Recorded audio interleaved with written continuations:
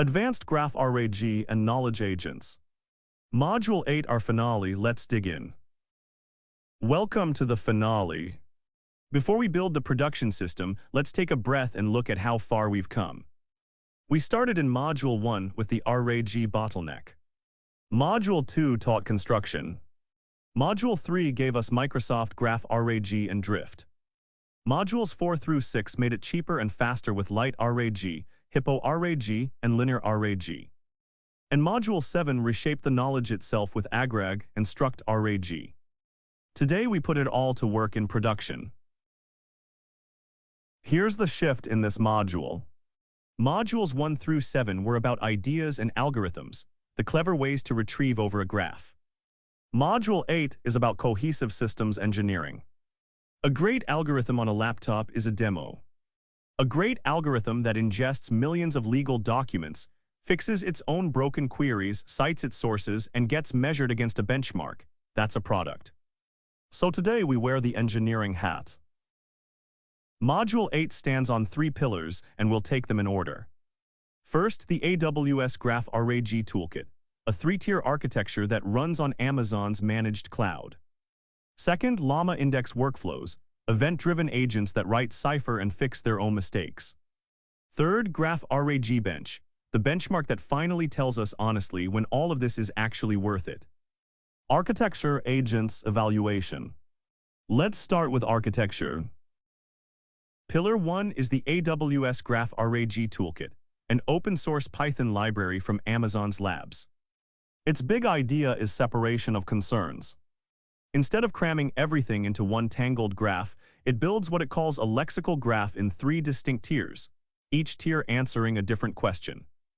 Think of it like a well-organized library, one system for where books live, one for what they are about, and one for the index cards. Let's meet the 3 tiers. Here are all 3 tiers built bottom to top. The lineage tier tracks provenance, sources, and chunks so every fact knows where it came from. The summarization tier is the workhorse for answering. It groups statements into topics and links them with facts. And the entity relationship tier holds the fine-grained semantic triples, the entities and their direct relations. Lineage for trust, summarization for answers, entities for precision. 3 jobs, 3 tiers, 1 graph. Tier 1, the lineage tier, is all about provenance. It stores the original sources, the chunks they were split into, and the relations linking chunk back to source. Why bother? Because in a legal or medical setting, an answer without a citation is useless, even dangerous. The lineage tier is the receipt drawer. When the system answers, it can point straight back to the exact document and passage. This is how you earn trust. Tier 2, the summarization tier, is the primary tier for actually answering questions. It has 3 citizens. Statements are standalone assertions, the clean, self-contained units handed to the model. Topics group statements from the same source, giving local connectivity. And facts link statements across different sources, giving global connectivity. It's a careful balance, enough links to surface non-obvious relationships, but not so many that relevance drowns in noise. Tier 3 is the entity relationship tier, and this is the layer you already know intimately. It's the fine-grained semantic triples, entities and the direct, typed relations between them, exactly the kind of graph we built back in Module 2. Here it serves as a keyword-based entry point. Name an entity, jump straight to it, and fan out. 3 tiers, each a different lens on the same corpus, lineage, summaries, and raw relations. Now, where do these tiers actually live? This is the key engineering decision. The toolkit splits storage in 2. The graph structure, all those nodes and edges, lives in Amazon Neptune, a managed graph database built for high-performance traversal. The dense vector embeddings for statements and chunks live in Amazon OpenSearch Serverless. Vectors give you the entry point, find semantically similar statements. Then Neptune lets you traverse from there. It's the hybrid pattern from Module 1, finally wearing a cloud uniform. Why 2 stores instead of 1? Because they're good at different things. A vector store is brilliant at fuzzy semantic recall. Give it a question, it finds the statements that mean roughly the same thing, even with totally different words. but it's blind to structure. A graph database is brilliant at structure. Follow this relation, walk 3 hops, collect the connected context, but it can't do fuzzy meaning matching. Use each for its strength. Vectors open the door, the graph walks the building. Before any code, let's meet the toolkit's 2 main objects. The lexical graph index is the builder. You call extract and build on it, and it constructs all 3 tiers and populates both stores. The lexical graph query engine is the asker. It offers retrievers, a traversal-based retriever that combines top-down chunk similarity with bottom-up entity keyword lookup, and a semantic-guided retriever that mixes vector search with path analysis. Build with the index, ask with the query engine. 2 objects mirror images. Here it is in code. We configure the graph store as Neptune and the vector store as OpenSearch serverless through their factories. We hand both to a lexical graph index and call extract and build on our documents. That single call constructs all 3 tiers. Then we wrap the same stores in a lexical graph query engine, pick the traversal-based retriever, and ask a question. Build once, query many times. Notice how the tiers are invisible at this level. The toolkit hides the plumbing. Pillar 2. A static pipeline answers a question in one straight shot. But a production agent needs to think in steps, react to what it finds, and recover when something breaks. For that, we need orchestration, and LlamaIndex gives us workflows. Quick reminder, we met LlamaIndex and Neo4j all the way back in Module 2 when we built our property graph. We're not reintroducing them. We're putting LlamaIndex's agentic side to work and pointing Cypher at Neo4j. So what exactly is a workflow? It's LlamaIndex's event-driven framework for multi-step AI processes. The whole thing is built from 2 ingredients, steps and events. A step is a chunk of work, generate a query, run it, fix it. An event is a message that flows between steps. A step consumes one event and emits another, and that chain of events is the control flow. There's no rigid script, the agent flows wherever the events lead. Let's look at the pieces. Here's the actual programming model.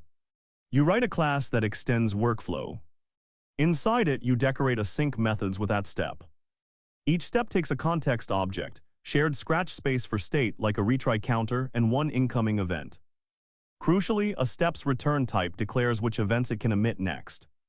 So the method's signature literally is the wiring diagram. Special events bookend it all. Start event kicks things off with the user's question. Stop event ends with the answer. Watch how the events stitch a whole agent together. A start event carrying the question enters. The generate cipher step consumes it and emits an execute cipher event. The execute step runs the query and, if all goes well, emits a summarize event. The summarize step produces the answer and emits a stop event. Each arrow you see is an event handing off to the next step. It's a relay race where the baton is data, and as we'll see next, one runner can throw the baton backward. The agent's central trick is text-to-Cypher. The user asks a question in plain English. The LLM, given the graph schema, translates that question into a cipher query, the same Neo4j query language we first met in Module 1. That query runs against the graph and returns structured rows. So the human speaks English, the agent speaks Cypher, and Neo4j does the walking. The catch: LLMs write imperfect Cypher. They hallucinate property names, fumble syntax. Which brings us to the best part. This is the marquee feature, a self-correcting retry loop. The execute step runs the generated cipher inside a try except. If Neo4j throws a syntax error, the agent doesn't crash. It catches the exception, bumps a retry counter, and emits a correct cipher event carrying the failed query and the exact error message. A correct cipher step then hands that error back to the LLM and says, "Here's what you wrote, here's what broke, fix it." The repaired query loops back to execute. The agent debugs itself. Why is this loop such a big deal? Because it turns a brittle demo into a robust system. Without it, one malformed query and the whole agent falls over, and LLMs generate malformed queries surprisingly often. With it, the agent treats errors as feedback, not failure. It's exactly how a human developer works. Write a query, see the red error, read it, fix it, run again. We've just given the agent the same debugging reflex, bounded, of course, by a maximum retry count so it never loops forever. Here's the heart of the loop in real code. The execute step gets the retry count from the context. It runs structured query against the graph store inside a try. On an exception, it checks whether we still have retries left. If we do, it bumps the counter in the context and returns a correct cipher event carrying the question, the failed cipher, and the error string. That returned event is what routes us to the correction step. This tiny block is the entire self-healing mechanism. There's a smarter cousin of this loop worth knowing. A pure retry loop only catches syntax errors, queries that crash. But a query can run perfectly and still return the wrong thing or nothing useful. So the evaluation variant adds a check, and evaluate context step asks, do these results actually answer the user's question? If not, it loops back and tries a different query, correcting for meaning, not just syntax. Self-healing for correctness, not only for crashes. A dose of honesty from the LlamaIndex team. Their Text-to-Cypher agent hit about 84% relevancy on a test benchmark. Impressive, but 84% is nowhere near production ready. The gap is filled with unglamorous engineering, guardrails that reject off-schema questions before they waste a query value mapping that aligns the user's words with the database's actual entity names, and careful null handling. A benchmark number is a starting line, not a finish line. Before we leave architecture, meet a lighter weight option you'll bump into, the FalkerDB GraphRAG SDK.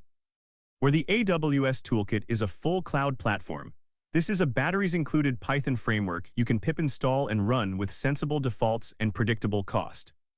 Under the hood sits FalkerDB, a fast graph database. Redis-based speaks Cypher, usually spun up in a Docker container. It's the grab-it-and-go choice when you want knowledge graph RAG without standing up Neptune and OpenSearch. The FalkerDB SDK's API is delightfully compact. The central object is GraphRAG, and a sync context manager. You give it a graph schema, entity types, and relation types, or let it auto-detect an ontology from your sources. Then you ingest documents, call finalize to dedupe entities and build indexes, and ask questions with completion, passing return context equals true to get cited sources. Ingest, finalize, complete. 3 verbs and you've got a cited knowledge graph agent. Pillar 3, and it's the most important question in the entire course. We've spent 8 modules building ever cleverer graph machinery. But here's the uncomfortable truth. Does GraphRAG actually beat plain old vector RAG? Surprisingly often in real-world tests it doesn't. Hype is cheap, measurement is honest. So we need a benchmark that tells us not just whether GraphRAG works, but precisely when it's worth the trouble. Enter GraphRAG-Bench. GraphRAG-Bench comes from a paper with a wonderfully blunt title, When to Use Graphs in RAG. Its mission is to stop the cheerleading and measure. It evaluates the whole pipeline, construction, retrieval, and generation, not just one slice. And it does something clever. It sorts tasks into 4 progressively harder tiers, so you can see exactly where the graph earns its keep and where it's just expensive overhead. Let's climb the 4 tiers. Here are the 4 tiers climbing in difficulty. Tier 1, fact retrieval, find an isolated fact, mostly keyword matching. Tier 2, complex reasoning, chain multiple facts across documents through logic. Tier 3, contextual summarization, synthesize scattered fragments into one coherent answer.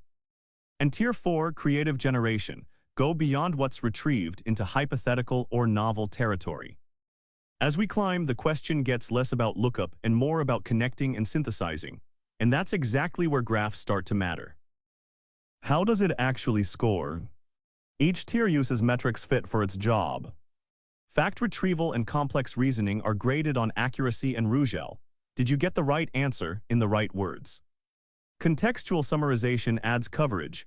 Did you capture all the important points, not just some?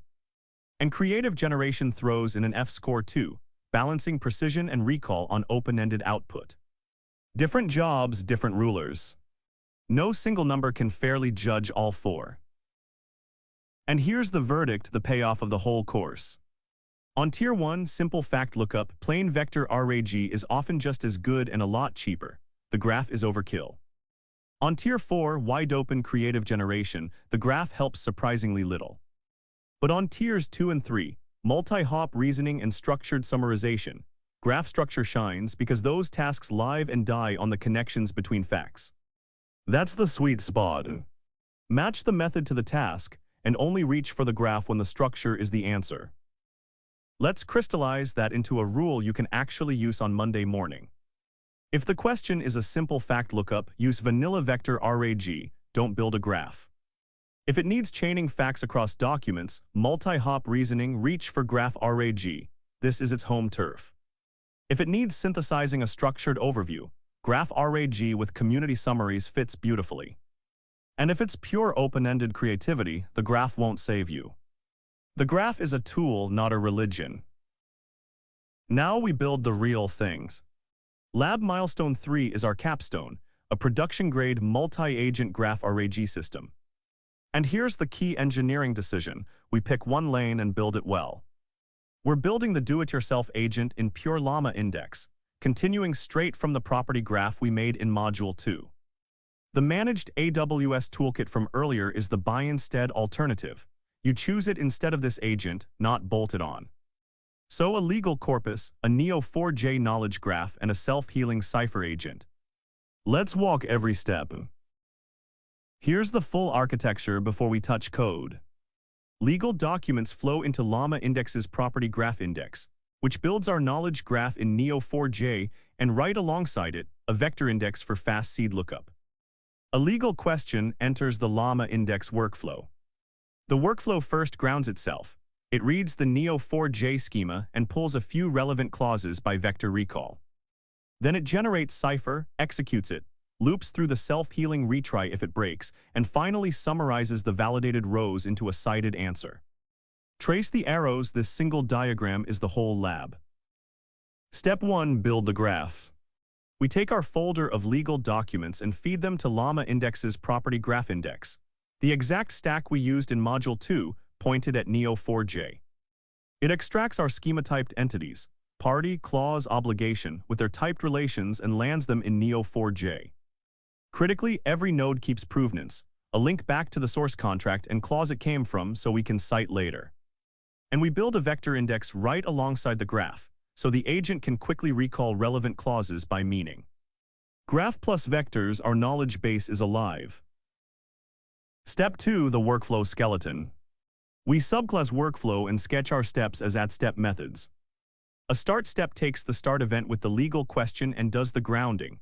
It reads the Neo4j schema and runs a vector recall of relevant clauses, then emits a generate Cypher event. The generate step turns that context plus the question into Cypher and emits an execute Cypher event. The execute step runs it, the correct step repairs it, the summarize step finishes with a stop event. Notice we initialize the retry counter in the context up front. The skeleton is just the steps and the events that connect them. Step 3. Ground the agent before it writes a single query. An LLM that doesn't know your graph shape will invent labels and properties that don't exist. So the start step does two things. First, it introspects the Neo4j schema, the node labels, the relationship types, the properties, so the agent knows that clauses have a topic and parties are obligated to clauses. Second, it runs a quick vector recall over our clause embeddings to surface the handful most relevant to the question. Schema for shape, seeds for relevance. That grounded context is what makes the next step Cypher actually smart. Step 4. Turn the question into Cypher. The generate step takes the grounded context, the schema and the seed clauses, plus the original legal question and prompts the LLM to produce a Cypher query. Say, match a party, follow its obligations to clauses tagged indemnity, return them. It packages that query into an execute Cypher event and emits it. The LLM is our translator from legalese to graph query. It won't always get it right on the first try, which is precisely why we built Step 5. Step 5. The self-healing core. The execute step reads the retry count, then runs structured query against Neo4j inside a try. On success, it wraps the rows in a summarize event and moves on. On a cipher exception, and here's the magic, if retries remain, it increments the counter and returns a correct cipher event carrying the question, the broken query, and the error text. The correct step feeds all three back to the LLM, gets a repaired query, and loops to execute again. The agent fixes its own bugs, bounded by max retries. Step 6. Deliver the answer. Once the execute step succeeds, the summarize step takes the validated rows and the question, and asks the LLM to write a clear, structured response. Crucially, because every node in our property graph kept a link back to its source contract and clause, the answer carries citations, clause numbers, document names pulled straight from that provenance. We emit a stop event with that final answer, and the workflow ends. Structured, grounded, and cited, exactly what a lawyer or an auditor needs. Let's run one question end-to-end and watch the whole machine breathe. The lawyer asks which parties have indemnity obligations triggered by termination. The agent grounds itself, reads the Neo4j schema, and recalls the relevant clauses by vector search. The LLM writes cipher, but fumbles a property name and Neo4j throws an error. The retry loop catches it, the LLM repairs the property, the query runs, rows come back. Summarize composes the answer with clause citations. From English question to cited legal answer, self-healing along the way. That's production GraphRAG. One last note on the lab's title, multi-agent.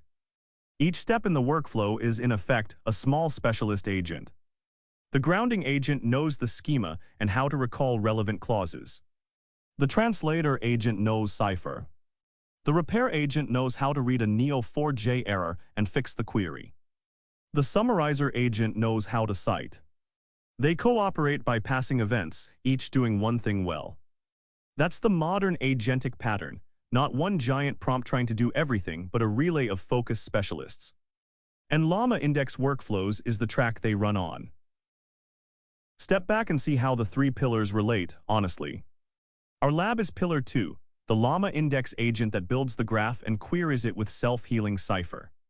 We then judge it with pillar 3's discipline. GraphRAG-Bench asks, is this multi-hop legal task one where a graph actually pays off? It is, which is why we built one. And pillar 1, the AWS toolkit, is the managed alternative you'd reach for instead of the do-it-yourself agent, not bolted alongside it. That's the real lesson: you pick a lane, you don't chain them. Build, judge, or buy. And now the grand finale recap. The entire course mapped onto a single arc.